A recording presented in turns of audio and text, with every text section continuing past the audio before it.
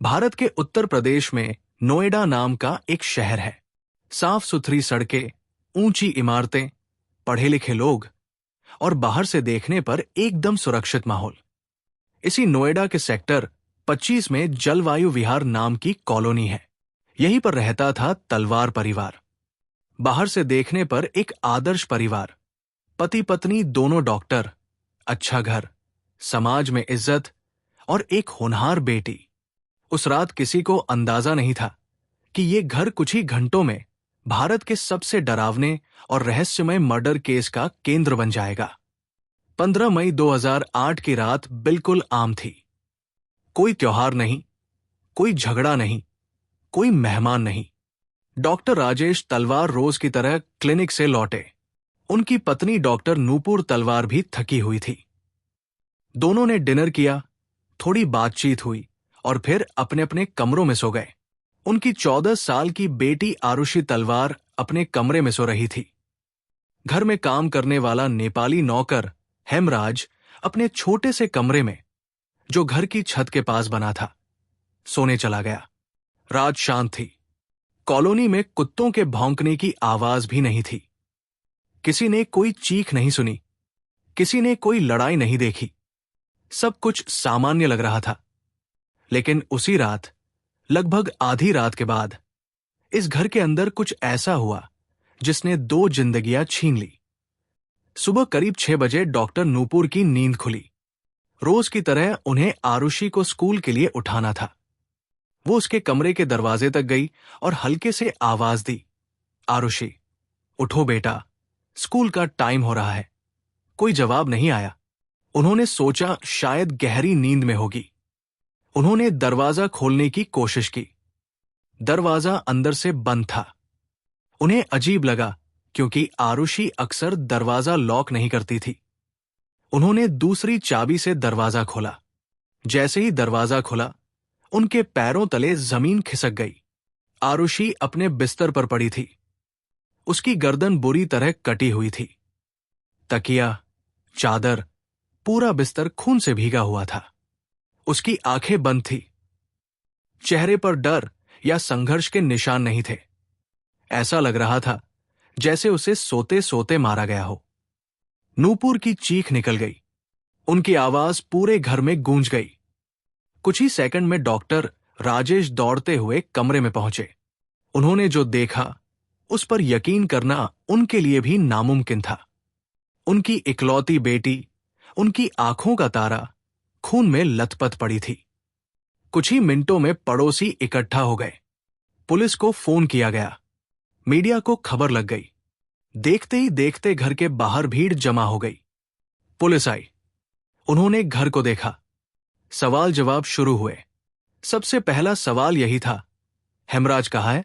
हेमराज उस घर में कई सालों से काम कर रहा था। शांत स्वभाव का आदमी था। सुबह सुबह वो चाय बनाता था। लेकिन उस दिन वो कहीं नहीं दिखा। उसका कमरा खाली था। उसका मोबाइल फोन बंद था। पुलिस को ज्यादा सोचने की जरूरत नहीं लगी। उन्होंने तुरंत मान लिया कि यही कातिल है। पुलिस ने कहा, हेमराज ने आरुषि की हत्या की और फरार हो गया। मीडिया को मसाला मिल गया। टीवी चैनलों पर हेडलाइन चलने लगी, नौकरने की मालकिन की हत्या, घरेलू नौकर बना हैवान, नौकरों से सावधान। लेकिन इसी बीच एक बहुत बड़ी गलती हो चुकी थी। पुलिस ने घर की छत को सील कर दिया था। किसी ने यह ध्यान ही नहीं दिया कि छत का दरवाजा घर के अंदर से खुलता है। किसी ने छत की तलाशी नहीं ली। घर की सफाई शुरू हो गई। खून के धब्बे धो दिए गए। सबूत धीरे धीरे खत्म होते चले गए। डॉक्टर राजेश तलवार को यह सब बहुत अजीब लग रहा था। अगर हेमराज भाग गया था तो घर अंदर से लॉक कैसे था? अगर उसने अकेले मर्डर किया था तो किसी को आवाज क्यों नहीं आई? और अगर वो फरार था तो उसका शव कहाँ गया? मीडिया ट्रायल शुरू हो चुका था। बिना जांच, बिना सबूत कहानियां बनाई जा रही थी। कोई कह रहा था आरुषि का किसी से प्रेम संबंध था। कोई कह रहा था ऑनर किलिंग हुई है। कोई माता पिता पर शक कर रहा था। 2 दिन बाद 17 मई को जब बदबू फैलने लगी, तब पुलिस ने आखिरकार छत खोली और वहीं उन्हें वह मिला जिसने पूरे केस को उल्टा कर दिया। छत पर एक कोने में हेमराज की लाश पड़ी थी। उसकी भी गर्दन कटी हुई थी। शव सड़ने लगा था। साफ हो गया कि वो पहले दिन से ही वही था। अब सवाल 1000 गुना बढ़ गए। अगर हेमराज कातिल था तो उसकी हत्या किसने की? अगर वो भागा नहीं था तो पुलिस ने झूठ क्यों बोला? अगर 2 हत्याएं हुई तो कातिल कौन था? और सबसे बड़ा सवाल, क्या कातिल उसी घर में था? पुलिस पर दबाव बढ़ा। अब कहानी बदलनी पड़ी। अब शक की सुई घूमकर सीधे माता पिता पर आ गई। कहा जाने लगा कि राजेश तलवार ने गुस्से में आकर बेटी को मार दिया। वजह बताई गई, हेमराज और आरुषि के बीच गलत संबंध। बिना किसी ठोस सबूत के एक पिता को राक्षस बना दिया गया। सीबीआई को केस सौंपा गया, लेकिन तब तक सबूत लगभग खत्म हो चुके थे। घर साफ हो चुका था। क्राइम सीन खराब हो चुका था। जो भी था वो केवल अंदाजों और थ्योरी पर आधारित था। सीबीआई ने कई कहानियां बनाई। कभी कहा गया कि माता पिता ने मिलकर मर्डर किया, कभी कहा गया कि कोई तीसरा आदमी था, कभी नौकरों पर शक किया गया, लेकिन कोई भी थ्योरी पूरी तरह फिट नहीं बैठ रही थी। साल बीतते गए। कोर्ट में केस चला। मीडिया हर दिन नई कहानी बनाता रहा। तलवार दंपति को जेल भेज दिया गया। समाज ने उन्हें पहले ही दोषी मान लिया था। लेकिन सवाल अब भी वही थे। 2 लोगों का मर्डर एक ही घर में हुआ। कोई आवाज नहीं आई, कोई साफ सबूत नहीं मिला, और असली कातिल आज भी सामने नहीं आया। यह केस सिर्फ एक मर्डर नहीं था। यह पुलिस सिस्टम की नाकामी थी, मीडिया की बेमी थी, और एक परिवार की पूरी जिंदगी तबाह होने की कहानी थी। और कहानी यहां खत्म नहीं होती, क्योंकि जैसे जैसे केस आगे बढ़ा और भी चौंकाने वाली बातें सामने आईं, जिन्होंने ये साबित कर दिया कि सच्चाई शायद कभी सामने ना आए। सीबीआई की जांच जैसे जैसे आगे बढ़ी, वैसे वैसे ये साफ होने लगा कि ये केस जितना दिखता है उससे कहीं ज्यादा उलझा हुआ है। जांच करने वाले अफसर भी आपस में सहमत नहीं थे। कोई कहता था माता पिता दोषी है, कोई कहता था ये थ्योरी जबरदस्ती बनाई जा रही है। लेकिन बाहर की दुनिया में एक ही बात फैल चुकी थी, मां बाप ही कातिल है। राजेश और नूपुर तलवार के लिए हर दिन एक सजा जैसा था। पड़ोसी नजरें चुराने लगे, रिश्तेदार दूर होने लगे, मीडिया उनके घर के बाहर डेरा डाल चुका था। हर चैनल एक नई कहानी लेकर आता। कभी कहा जाता कि राजेश ने गुस्से में मर्डर किया, कभी कहा जाता कि दोनों ने मिलकर सबूत मिटाए। लेकिन जब तथ्यों को ध्यान से देखा गया तो कई सवाल ऐसे थे जिनका कोई जवाब नहीं था। आरुषि के शरीर पर किसी तरह के संघर्ष के निशान नहीं थे। अगर उसने कुछ गलत देखा होता या उसके साथ जबरदस्ती होती तो वो चिल्लाती, भागने की कोशिश करती। लेकिन ऐसा कुछ नहीं हुआ।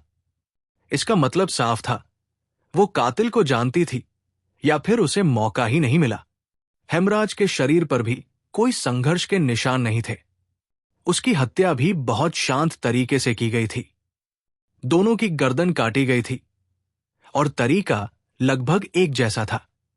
इसका मतलब था कातिल एक ही था, या कम से कम तरीका जानने वाला कोई प्रोफेशनल। एक और अजीब बात थी, घर के अंदर चोरी नहीं हुई थी। कीमती सामान वैसे ही रखा था। अगर कोई बाहर का अपराधी होता तो कुछ न कुछ तो ले जाता, लेकिन ऐसा कुछ नहीं हुआ। सीबीआई ने जब पोस्टमार्टम रिपोर्ट को दोबारा देखा तो उसमें भी कई गड़बड़ियां मिली। पहली रिपोर्ट में कई जरूरी बातें लिखी नहीं गई थी। चोटों का सही समय तय नहीं किया गया था। हथियार का सही अनुमान नहीं लगाया गया था। मतलब साफ था, शुरुआत में ही केस खराब कर दिया गया था। इस बीच कोर्ट में सुनवाई चलती रही। सरकारी वकील माता पिता को दोषी साबित करने की कोशिश करता रहा। बचाव पक्ष कहता रहा कि कोई ठोस सबूत नहीं है। पूरा केस शायद, लगता है, हो सकता है, पर टिका हुआ था। लेकिन अदालत में भावनाओं से ज्यादा असर मीडिया का था। टीवी पर रोज एक ही सवाल, क्या एक पिता इतना निर्दयी हो सकता है? क्या एक मां इतनी बेरहम हो सकती है? धीरे धीरे ये सवाल लोगों के दिमाग में बैठ गया। 2013 में अदालत ने फैसला सुनाया। राजेश और नूपुर तलवार दोषी है। उन्हें उम्र कैद की सजा सुनाई गई। उस दिन कोर्टरूम में नूपुर फूट फूट कर रो पड़ी। राजेश चुपचाप खड़े रहे। उनके चेहरे पर कोई गुस्सा नहीं था, सिर्फ थकान थी। एक ऐसे आदमी की थकान जो सालों से चिल्ला चिल्ला कर कह रहा था कि उसने कुछ नहीं किया। जेल में उनकी जिंदगी बिल्कुल बदल गई। समाज के सम्मानित डॉक्टर अब कैदी बन चुके थे। हर दिन वही सवाल, क्या वे सच में दोषी हैं? उधर कई रिटायर्ड पुलिस अफसर, पत्रकार और जज खुलकर कहने लगे कि ये केस गलत दिशा में गया है। कई एक्सपर्ट्स ने लिखा कि सबूत माता पिता के खिलाफ नहीं जाते। एक बड़ा सवाल यह भी था, अगर माता पिता दोषी थे तो उन्होंने हेमराज को क्यों मारा? और अगर उन्होंने मारा तो उसका शव छत पर क्यों छोड़ा, जहां बदबू से सच सामने आ ही जाना था? इसका कोई जवाब किसी के पास नहीं था। समय बीतता गया। मामला हाईकोर्ट पहुंचा। इलाहाबाद हाईकोर्ट ने केस की पूरी फाइल फिर से पढ़ी। हर बयान, हर रिपोर्ट, हर फोटो को दोबारा देखा, और जो उन्होंने पाया वह चौंकाने वाला था। कोर्ट ने कहा, इस केस में सबूत नहीं है, ये कल्पनाओं और अनुमानों पर आधारित है। माता पिता को सिर्फ शक के आधार पर सजा दी गई। 2017 में हाईकोर्ट ने राजेश और नूपुर तलवार को बरी कर दिया। जब वे जेल से बाहर आए तो न कोई जश्न था, न कोई खुशी। उनकी बेटी वापस नहीं आ सकती थी। उनकी जिंदगी के साल जेल की दीवारों में खत्म हो चुके थे। लेकिन सवाल अब भी जिंदा था, अगर माता पिता नहीं तो कातिल कौन था? कुछ लोगों ने शक किया कि हेमराज के कुछ जानने वाले उस रात घर आए थे। नेपाल से जुड़े पुराने कनेक्शन की बातें सामने आई, लेकिन उस दिशा में कभी सही जांच नहीं हुई। कुछ का मानना था कि पुलिस की लापरवाही ने असली कातिल को बचा लिया। अगर पहले दिन छत खोली जाती, अगर घर को साफ न किया जाता, तो शायद सच्चाई सामने आ जाती। ये केस आज भी भारतीय इतिहास के सबसे बड़े मिस्ट्री मर्डर में गिना जाता है। एक बच्ची मरी, एक नौकर मरा, एक परिवार टूट गया, और असली सच शायद हमेशा के लिए दफन हो गया। और यही इस कहानी की सबसे डरावनी बात है, क्योंकि कभी कभी कातिल कोई इंसान नहीं होता, कभी कभी कातिल होता है पूरा सिस्टम। और जब ये लगने लगा कि कहानी अब खत्म हो चुकी है, तब असल में इसके सबसे डरावने सवाल सामने आने लगे।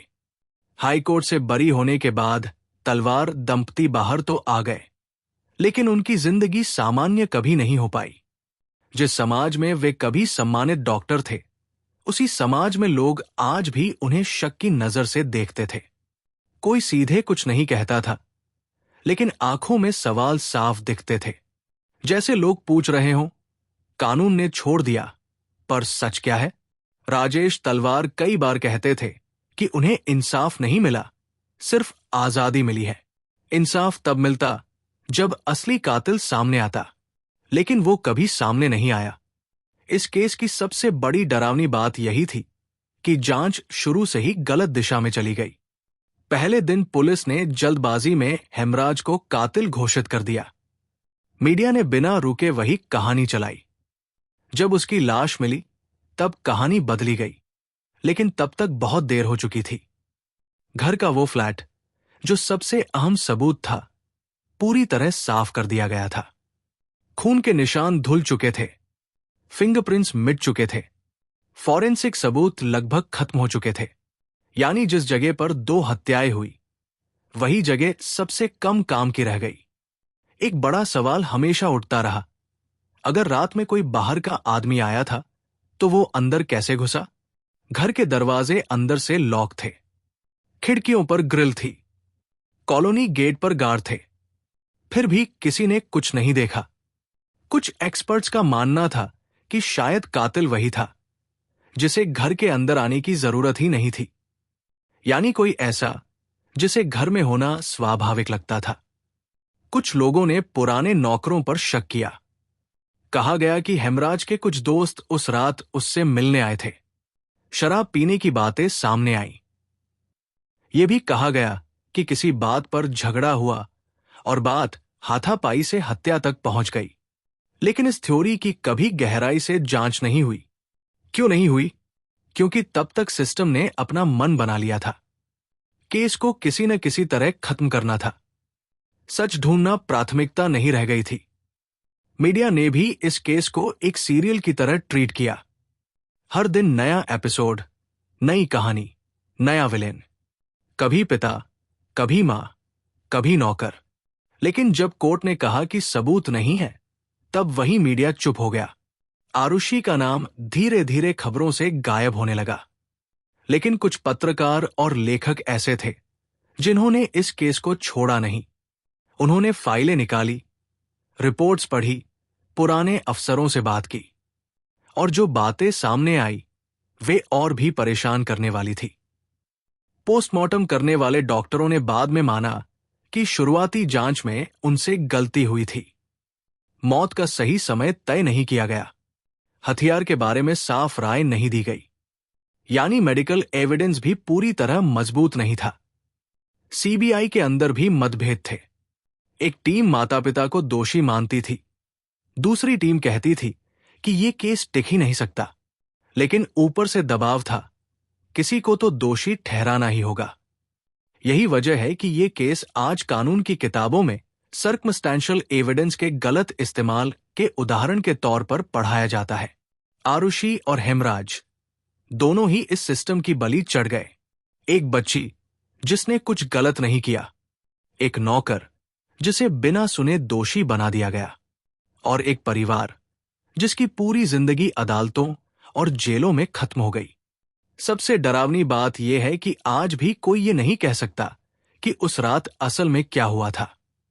कोई ये नहीं जानता कि पहला वार किस पर हुआ। कोई ये नहीं जानता कि दूसरा क्यों मारा गया। कोई ये भी नहीं जानता कि कातिल घर से कैसे गया। और शायद यही वजह है कि ये केस आज भी लोगों को बेचैन करता है। क्योंकि जब किसी समाज में सच इतना आसानी से दबा दिया जाए, तो डर सिर्फ एक मर्डर का नहीं रहता। डर ये होता है कि कल किसी और के साथ भी यही हो सकता है। ये कहानी सिर्फ आरुषि या हेमराज की नहीं है। ये कहानी है उस खामोशी की जो सच्चाई के ऊपर डाल दी जाती है। ये कहानी है उस सिस्टम की जो गलती मानने से ज्यादा आसान किसी बेगुनाह को दोषी ठहराना समझता है। और शायद यही वजह है कि ये केस कभी खत्म नहीं होगा। क्योंकि कुछ मर्डर अदालत में बंद हो जाते हैं, लेकिन लोगों के जहन में हमेशा जिंदा रहते हैं। जब आधिकारिक कहानी बिखरने लगी, तब कई ऐसी थ्योरी सामने आई जिन्हें या तो दबा दिया गया या जानबूझकर नजरअंदाज किया गया। ये थ्योरीज कभी अदालत का हिस्सा नहीं बनी, लेकिन जांच से जुड़े कई लोगों के दिमाग में घूमती रही। पहली छुपी हुई थ्योरी यह थी कि उस रात घर में एक नहीं, बल्कि दो बाहरी लोग आए थे। माना जाता है कि हेमराज के कुछ परिचित जो पहले भी उससे मिलने आते थे, उस रात चुपचाप अंदर आए। हेमराज ने ही उन्हें अंदर आने दिया, क्योंकि वो उन्हें जानता था। इसी वजह से न कोई जबरदस्ती हुई, न किसी को शक हुआ। इस थ्योरी के अनुसार पहले हेमराज और उन लोगों के बीच किसी बात को लेकर झगड़ा हुआ। शराब पीने की बातें भी इसी से जुड़ी बताई जाती है। झगड़ा बढ़ा और गुस्से में हेमराज की हत्या कर दी गई। लेकिन समस्या ये थी कि घर के अंदर एक और गवाह था, आरुषि। कहा जाता है कि आरुषि ने कुछ देख लिया था, या कम से कम उन्हें शक हो गया था कि कुछ गलत हुआ है। इसलिए बाद में जब वो सो रही थी, उसे भी मार दिया गया। यही वजह बताई जाती है कि आरुषि के कमरे में संघर्ष के निशान नहीं थे, क्योंकि हमला अचानक हुआ। लेकिन इस थ्योरी की सबसे बड़ी कमजोरी यह थी कि पुलिस ने उन संदिग्ध लोगों की पहचान कभी गंभीरता से नहीं की। कॉल डिटेल रिकॉर्ड्स थे, लेकिन उन्हें गहराई से नहीं खंगाला गया। अगर पहले दिन जांच सही होती, तो शायद ये थ्योरी मजबूत सबूतों में बदल सकती थी। दूसरी छुपी हुई थ्योरी और भी ज्यादा परेशान करने वाली थी। कुछ लोगों का मानना था कि हेमराज की मौत आरुषि की मौत के बाद हुई, न कि पहले। यानी असल टारगेट आरुषि थी, हेमराज नहीं। इस सोच के मुताबिक किसी वजह से आरुषि को मार दिया गया और हेमराज ने या तो देख लिया या शक कर लिया, इसलिए उसे भी खत्म कर दिया गया। इस थ्योरी में यह भी कहा गया कि हेमराज को छत पर इसलिए रखा गया ताकि समय मिले और कहानी बनाई जा सके। लेकिन यह थ्योरी भी सबूतों के बिना रह गई, क्योंकि पोस्टमार्टम रिपोर्ट में मौत का सही समय ही तय नहीं किया जा सका। तीसरी थ्योरी, जिसे सबसे ज्यादा दबाया गया, वो थी इनसाइड फेल्योर थ्योरी, यानी पुलिस और सिस्टम की मिलीभगत। कुछ रिटायर्ड अफसरों ने बाद में इशारों इशारों में कहा कि शुरुआती जांच में इतनी बड़ी लापरवाही सिर्फ गलती नहीं हो सकती। छत न खोलना, घर को साफ करवा देना, मीडिया को आधी अधूरी जानकारी देना, ये सब एक साथ कैसे हो गया? इस थ्योरी के अनुसार जब पुलिस ने पहली बार हेमराज को कातिल घोषित कर दिया, तब वे अपनी गलती से पीछे हट ही नहीं पाए। अगर मान लेते कि जांच गलत थी, तो पूरे सिस्टम की जवाबदेही तय होती। इसलिए कहानी को मोड़ा गया, लेकिन सच तक जाने नहीं दिया गया। चौथी थ्योरी सबसे ज्यादा डरावनी है, क्योंकि इसमें कोई चेहरा नहीं है। इस थ्योरी के मुताबिक कातिल कभी पकड़ा ही नहीं जाएगा, क्योंकि असल कातिल वो नहीं था जिसे ढूंढा गया। हो सकता है वो किसी ऐसे प्रोफाइल का व्यक्ति हो जिस पर कभी शक ही नहीं किया गया, न नौकर, न माता पिता, न पड़ोसी। यानी एक ऐसा अपराध जो इसलिए परफेक्ट बन गया क्योंकि जांच गलत दिशा में चली गई। कुछ लोग इसे लॉक्ड हाउस मर्डर का सबसे असफल उदाहरण कहते हैं, जहां दरवाजे बंद थे लेकिन दिमाग खुले नहीं थे। इन सभी थ्योरीज में एक बात कॉमन थी, सच को पूरी ईमानदारी से खोजा ही नहीं गया। हर एजेंसी ने अपने हिसाब से कहानी बनाई, हर मीडिया हाउस ने अपनी टीआरपी देखी, और अदालत को वही मिला जो फाइलों में बचा था, पूरा सच नहीं। आरुषि और हेमराज की कहानी इसलिए डराती है क्योंकि इसमें खून से ज्यादा खामोशी है। वो खामोशी जो तब पैदा होती है जब सवाल पूछना बंद कर दिया जाता है। और शायद इसी वजह से आज भी जब लोग इस केस का नाम सुनते हैं तो उनके मन में एक अजीब सा डर उठता है कि कभी कभी सच मरता नहीं, बस बहुत गहराई में दबा दिया जाता है। एक ऐसी बात जिस पर बहुत कम चर्चा हुई वो थी क्राइम सीन का टाइमलाइन मैच न होना। जिस वक्त आरुषि की मौत बताई गई, उसी वक्त घर में कुछ गतिविधियां दर्ज हुई थी। मोबाइल नेटवर्क पर हल्की मूवमेंट, कॉलोनी में गार्ड की शिफ्ट चेंज और कुछ घरों में लाइट्स ऑन। लेकिन इन सबको एक साथ जोड़कर कभी पूरी टाइमलाइन बनाई ही नहीं गई। अगर बनाई जाती तो ये साफ हो सकता था कि हत्यारा अंदर कितनी देर रहा और कब निकला। एक और दबाई गई बात थी छत पर मिले सबूतों की अनदेखी। जब हेमराज का शव मिला तब छत पर कुछ निशान थे, पैरों के हल्के निशान, कुछ टूटे फूटे सामान और एक ऐसा कोना जहां से कॉलोनी का पिछला हिस्सा साफ दिखता था। यह संकेत देता था कि कोई वहां से नीचे या बाहर जाने का रास्ता देख रहा था। लेकिन इस एंगल पर जांच आगे नहीं बढ़ी। न तो आसपास के फ्लैट्स की बालकनियां चेक हुई, न पीछे के रास्तों की। फिर आता है हथियार का सवाल। दोनों हत्याओं में गला काटा गया, लेकिन हथियार कभी ठीक से तय नहीं हुआ। कभी सर्जिकल टूल की बात हुई, कभी घरेलू चाकू की। अगर हथियार एक जैसा था तो वो घर में होना चाहिए था या बाहर ले जाया गया होगा। घर की पूरी इन्वेंट्री ठीक से तैयार ही नहीं की गई। क्या कुछ गायब था? क्या कुछ बाद में रखा गया? ये सवाल कागजों में दबा रह गया। एक और बात, कुत्तों का व्यवहार। कॉलोनी में कई पालतू कुत्ते थे। आमतौर पर रात में बाहरी आहट पर वे भौंकते हैं। उस रात किसी ने भौंकने की आवाज सुनी ही नहीं। इसका मतलब या तो कातिल को पहचानते थे या वो अंदर पहले से मौजूद था, या फिर आवाज को दबाने का कोई तरीका अपनाया गया। इस पहलू पर कभी फॉरेंसिक बिहेवियर एनालिसिस नहीं हुआ। फोन और इंटरनेट डेटा भी एक ऐसा हिस्सा था जो अधूरा रह गया। उस दौर में डेटा सीमित था, फिर भी कॉल डिटेल्स, देर रात की एक्टिविटी और कुछ नंबरों का बार बार संपर्क, इन सब को जोड़कर नेटवर्क मैप बन सकता था। लेकिन ये काम आधे मन से किया गया। जिन नंबरों पर शक हुआ उन्हें पर्याप्त सबूत नहीं कहकर छोड़ दिया गया। सबसे ज्यादा दबाई गई बात थी पहले 24 घंटे की लापरवाही। किसी भी मर्डर केस में पहले 24 घंटे सबसे अहम होते हैं। यहीं पर गलती हुई। घर को सील नहीं किया गया, लोगों की आवाजाही रोकी नहीं गई, मीडिया को अंदर तक आने दिया गया। नतीजा ये हुआ कि जो भी सच्चाई थी वो भीड़ में खो गई। कुछ लोगों ने यह भी कहा कि छत का दरवाजा खुला बंद होने का रिकॉर्ड ठीक से नहीं देखा गया। किस वक्त वो खुला, किसने खोला, किसने बंद किया, इन सवालों के जवाब सिर्फ अंदाजों पर छोड़े गए। अगर उस पर फोकस होता तो लॉक्ड हाउस का रहस्य कुछ हद तक सुलझ सकता था। एक और संवेदनशील मुद्दा था पोस्टमार्टम की भाषा। शुरुआती रिपोर्ट में शब्द बहुत सामान्य थे, जो बाद में बदलते रहे। चोटों की दिशा, गहराई और क्रम, इन सब में अस्पष्टता थी। बाद में जब सवाल उठे तब कहा गया कि परिस्थितियां कठिन थी। लेकिन यही अस्पष्टता पूरे केस को धुंधला कर गई। दबाई गई बातों में एक ये भी थी कि सीबीआई की अलग अलग टीमों की रिपोर्ट्स एक दूसरे से मेल नहीं खाती थी। कुछ नोट्स फाइल में हैं, लेकिन उन्हें कोर्ट में जोर देकर नहीं रखा गया। क्यों? क्योंकि एक साफ तस्वीर बन ही नहीं पा रही थी। और जब तस्वीर साफ न हो तो उसे सामने लाने से बचा जाता है।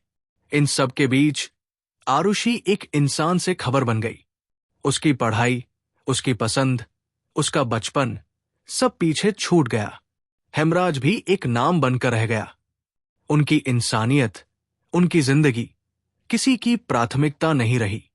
यही वजह है कि ये केस आज भी डराता है, क्योंकि यहां सिर्फ एक कातिल का सवाल नहीं है, ये सवाल है सच तक पहुंचने की नीयत का। जब नीयत कमजोर पड़ जाती है तो सबूत भी चुप हो जाते हैं और सवाल वो हमेशा जिंदा रहते हैं।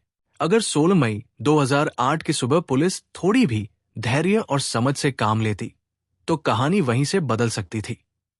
सबसे पहले जैसे ही आरुषि की लाश मिली, घर को पूरी तरह सील कर दिया जाता।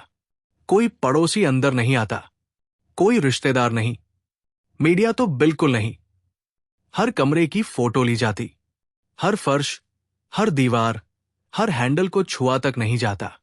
इसके तुरंत बाद पुलिस का ध्यान जाता हेमराज की गैर मौजूदगी पर। लेकिन उसे फरार घोषित करने से पहले एक बेसिक सवाल पूछा जाता। अगर वो भागा है तो घर अंदर से लॉक कैसे है? यहीं पर पहली सही जांच होती। पुलिस तुरंत छत का दरवाजा खोलती। वहां बदबू उसी दिन महसूस हो जाती। हेमराज की लाश उसी दिन मिल जाती। इसका मतलब ये होता कि दोनों मर्डर लगभग एक ही समय में हुए और हेमराज कभी भागा ही नहीं था। यहीं पर मीडिया की पूरी कहानी खत्म हो जाती। अब जांच की दिशा बदलती। पुलिस ये मान लेती कि ये एक डबल मर्डर है, न कि नौकर का अपराध। इसके बाद फॉरेंसिक टीम आती। वे सबसे पहले ये देखती कि आरुषि के कमरे में कोई संघर्ष नहीं, कोई चिल्लाने का संकेत नहीं, कोई टूटा सामान नहीं। इससे साफ होता कि कातिल को वो पहचानती थी या हमला अचानक हुआ। फिर हेमराज के शरीर को देखा जाता। उसके पास भी संघर्ष के निशान नहीं, बचाव के घाव नहीं। मतलब या तो वो सो रहा था या फिर सामने वाला कोई जाना पहचाना था। अब सबसे अहम चीज आती, टाइमलाइन। अगर सही जांच होती तो पुलिस ये करती। कॉलोनी के हर गार्ड से टाइम पूछती। किस वक्त कौन अंदर बाहर गया, किस घर में लाइट कब जली, किस कुत्ते ने भौंका या नहीं। इन सब को जोड़कर एक टाइम चार्ट बनता और तब एक चीज बहुत साफ दिखती। उस रात कोई जबरदस्ती अंदर नहीं आया। अब ध्यान जाता घर के अंदर मौजूद लोगों पर, लेकिन शक के साथ नहीं, फैक्ट्स के साथ। राजेश और नूपुर के बयान लिए जाते, लेकिन उन्हें अपराधी की तरह नहीं, गवाह की तरह ट्रीट किया जाता। उनके कपड़े, उनके हाथ, उनके नाखून, सबका फॉरेंसिक टेस्ट होता।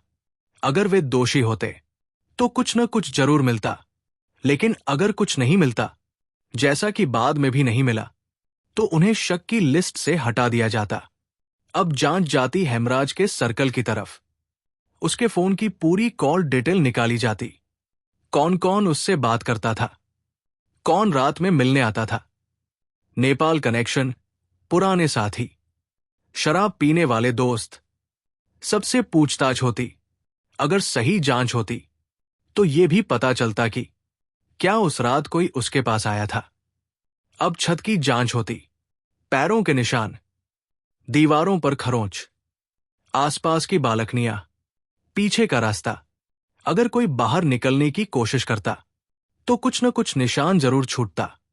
ये सब अगर पहले 24 घंटे में होता तो सच आज हमारे सामने होता, लेकिन ऐसा नहीं हुआ। जल्दबाजी में एक इंसान को कातिल बना दिया गया, फिर कहानी बदलने के लिए दूसरों को फंसाया गया, और जब सब टूट गया तो कहा गया सबूत नहीं है। अगर सही जांच होती तो शायद असली कातिल पकड़ा जाता। आरुषि सिर्फ एक खबर न बनती, हेमराज बदनाम होकर न मरता, और एक परिवार जेल में न सड़ता।